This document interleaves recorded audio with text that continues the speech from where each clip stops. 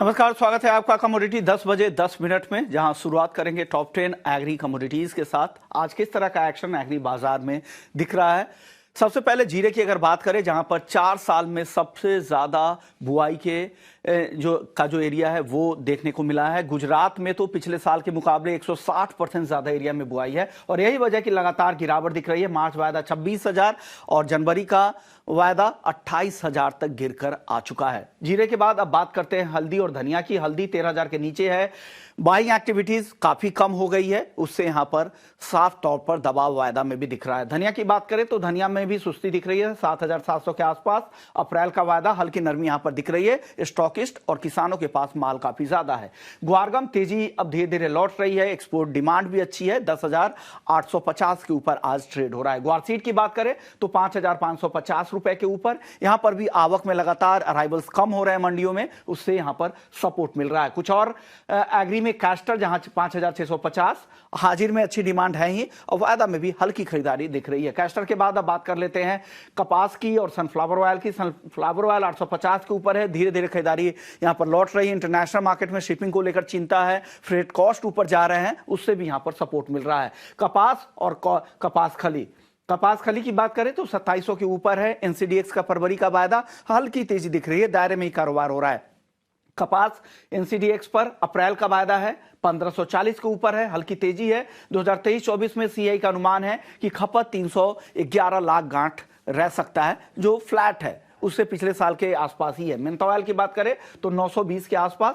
मुनाफा वसूली यहां पर हल्की दिख रही है, दायरे में कह सकते हैं, मुनाफा वसूली नहीं, दायरे में कह सकते हैं। चलिए अपने मेहमान से भी आपको परिचय करवा दें। हमारे साथ प्रो इंटेलीट्रेड सर्विसेज से दिनेश सोमानी जी है। सोमानी जी, बहुत बहुत शुक्रिया ईटी नाउ स्वदेश के लिए वक्त निकालने के लिए।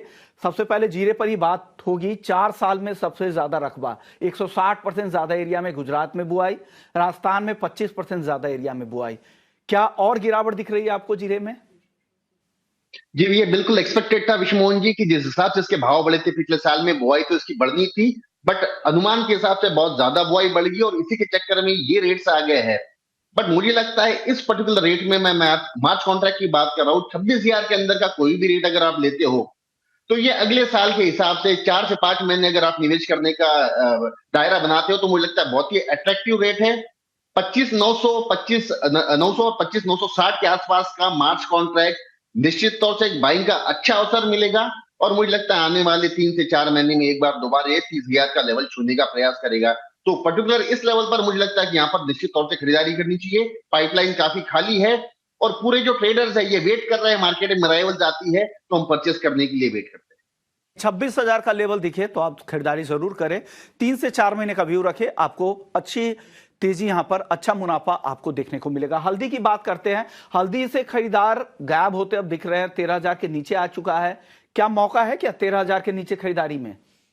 जी बिल्कुल, ये बिल्कुल मौका है। 12,700 12,900 का जो लेवल है यहाँ पर खरीदारी कर सकते हैं। 13,400 13,800 ये आने वाले समय में जल्दी देखने मिल सकता है। सारे जो ट्रेडर्स है ये जीरे की मंदी से भयभीत हो चुके हैं और इसी के चलते ये एक्स्ट्रा डिमांड क्रिएट नहीं कर पा रहे मार्केट में। ये हैंड टू माउथ की सिचुएशन चल रही है और इसी के चलते ये 13,000 के अंदर का लेवल हमें देखने मिल रहा है। लेकिन आने वाला समय हल्दी के लिए बेहतर है, उज्जवल है। मुझे लगता है कि 12,700 12,900 की रेंज में बाय करने में कोई दिक्कत नहीं मिलेगी। 13,400 13,800 जल्दी आपको देखने मिलेगा। 12,700 से 12,900 के आसपास आप यहां पर हल्दी में खरीदारी कर सकते हैं। और धनिया को लेकर क्या आउटलुक है सर? जी, धनिया में सोइंग कम है। अगर हम देखते हैं कि जीरे में सोइंग बढ़कर है, बाकी सारी कमोडिटी सब में सोइंग बढ़कर है, सौंफ में सोइंग बढ़कर है, बाकी जगह सोइंग बढ़कर है, तो मुझे लगता है कि धनिया में निश्चित तौर से सोइंग कम है। सिर्फ जो इसका कैरी फॉरवर्ड स्टॉक है यही इसको तकलीफ दे रहा है। लेकिन 7620 7640 का लेवल अप्रैल कॉन्ट्रैक्ट बाय करने का अच्छा अवसर मिलेगा। दोबारा 8,040 8200 के लेवल हमें जल्द देखने मिलेंगे। 7400 का इसमें स्टॉप लॉस मेंटेन किया जा सकता है। 7400 के स्टॉप लॉस के साथ 7620 7640 के आसपास धनिया आप खरीद सकते हैं। एक ही चिंता है, वो है कैरी ओवर स्टॉक, जो स्टॉकिस्ट के पास और किसानों के पास है। बाकी फंडामेंटल्स है वो सपोर्ट कर रहे हैं प्राइसेस को। अब बात ग्वारसीड ग्वारगम की कर लेते हैं। यहां पर भी अराइवल सब धीरे धीरे मंडियों में कम हो रहे हैं। क्या फायदा मिलेगा? ये जो तेजी दिख रही है और आगे बढ़ेगी अब? जी बिल्कुल तौर से इसकी फसल तो बिल्कुल कम ही थी, इसमें कोई डाउट नहीं था। लेकिन जो मोह भंग हो गया था किसानों का, जिसके चलते बाजार में जो अराइवल्स है ये 50,000 बैग 55,000 बैग डेली आने लगी और उसी के चलते जो मार्केट में पैनिक से नीचे टूटा है। अब जो अराइवल ये 15,000 कट्टे पर आकर रुक गई है और मार्केट में जो है निरंतर इसमें डिमांड देखी जा रही है। सुधार तो काफी अच्छा है। 5240 जो कॉन्ट्रैक्ट नीचे गया था दोबारा 5500 के ऊपर है। ₹250 का इसमें ऑलरेडी उछाल आ चुका है। मुझे लगता है कि फरवरी कॉन्ट्रैक्ट 5510 के आसपास अगर मिलता है तो दोबारा हम खरीदारी कर सकते हैं। 5640 के लेवल्स हमें देखने मिल सकते हैं। और अगर आपको मैं एक बात बताऊं, 5620 के ऊपर अगर एक वार्षिक क्लोज आती है तो 5840 और 6020 के भी हमें अपसाइड लेवल्स देखने मिल सकते हैं। वॉल्यूम्स इसमें काफी सुधार आया है पिछले 2 से 4 दिनों में। मुझे लगता है अगर मोमेंटम बरकरार रहा तो यह भी एक अच्छा काउंटर साबित हो सकता है। चलिए अब बात कर लेते हैं कपास और कपास खली की। कपास को लेकर खबर यह आ रही है कि यूरोप में जो फ्रेट कॉस्ट तेजी से बढ़ते जा रहे हैं भारत और यूरोप के बीच में, तो वहां पर नियर बाई जो कंट्रीज है वहां से वो लोग इंपोर्ट करना ज्यादा प्रेफर कर रहे हैं। तो क्या इससे भारत के कपास मार्केट को नुकसान होगा, क्योंकि यहां भी मिलों की डिमांड काफी कम है? क्या लग रहा है, किस तरह का मार्केट आपको दिख रहा है और ट्रेडर्स के लिए क्या सलाह है? ये इसमें फसल कमजोरी की बात बार बार आ रही है, लेकिन जो प्राइसेस अगर हम देखते हैं उसको देख के संकेत नहीं मिल रहा कि फसल इसमें बहुत ज्यादा कम है।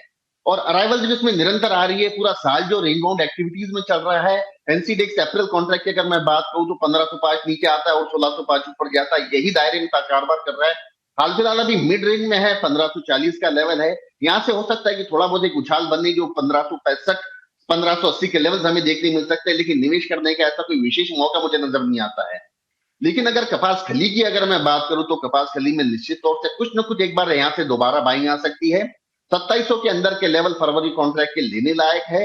2765 के लेवल हमें अपसाइड देख सकते हैं और 2640 2660 की एक बेस बना सकता है मार्केट। तो मुझे लगता है 2700 के अंदर के रेट एक बार बाइंग करने का अच्छा अवसर है। ओके, सोमानी जी, महंगाई में जो पीपीआई के नंबर्स थे वो काफी बाजार को सपोर्ट कर रहे थे, गोल्ड और सिल्वर के मार्केट को। क्या लग रहा है आपको, ये तेजी कंटिन्यू होगी? और एक तो जियो पॉलिटिकल तनाव है ही, उससे भी सपोर्ट मिल रहा है, गोल्ड सिल्वर आज खरीद कर जाए? जी बिल्कुल, जियो पॉलिटिकल टेंशन से ही इसको फ्राइडे को अच्छा सपोर्ट मिला है। और अगर आपको मैं बात बताऊं कि इंटरेस्ट रेट की जो बात थी पहले, जो 63% था कि सारे जो एक्सपेक्ट कर रहे थे लोग कि 63% मार्च में कट होगा, फिर 56 हुआ और अभी जो ये फिगर है 78% लोग एक्सपेक्ट कर रहे हैं कि मार्च में निश्चित तौर से कट आएगा। अगर इंटरेस्ट रेट में कहीं भी कट आता है तो मुझे लगता है सबसे सकारात्मक संकेत गोल्ड के लिए साबित होंगे। थोड़ी प्राइसेस ऑलरेडी ज्यादा बढ़ चुकी है, एक डिप का इंतजार करें इर्निंग सेशन में। मुझे लगता है 63,360 63,400 की रेंज अगर कहीं, सॉरी 62,360 62,400 की रेंज अगर मिलती है तो एक अच्छा खरीदारी का अवसर मिलेगा। दोबारा ये मुझे लगता है कि 62,880 तक के लेवल्स भी देख सकता है। ओके, यानी गोल्ड और सिल्वर आज के लिए खरीदारी की राय दिनेश जी की तरफ से। शुक्रिया सोमानी जी, आपने वक्त निकाला। तो कमोडिटी 10 बजे 10 मिनट में इतना ही, लेकिन बाजार पर मृणाल सिंह होंगे हमारे साथ इनके इंडिया के ब्रेक के बाद। नमस्कार।